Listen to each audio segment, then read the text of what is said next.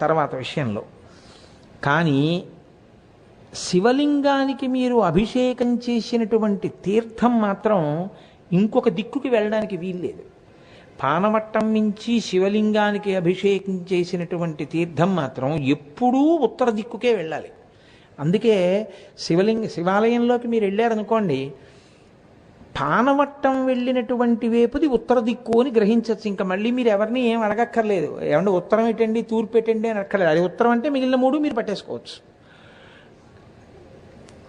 కాబట్టి ఇప్పుడు శివలింగము తెలుస్తుంది. శివలింగానికి ఉత్తరం వైపుకి పానవట్టం నుంచి అభిషేక తీర్థం వెళ్ళిపోతుంది. ఎప్పుడూ శివలింగానికి ఎడం పక్కన అమ్మవారు ఉంటుంది. మీరు ఏ శివాలయంలోనైనా చూడండి, ఒక్క కంచి క్షేత్రం వినా, ఒక్క కాంచీ క్షేత్రంలో మాత్రం అమ్మవారు ఉండదు ఎక్కడ, కామాక్షే అన్నీ.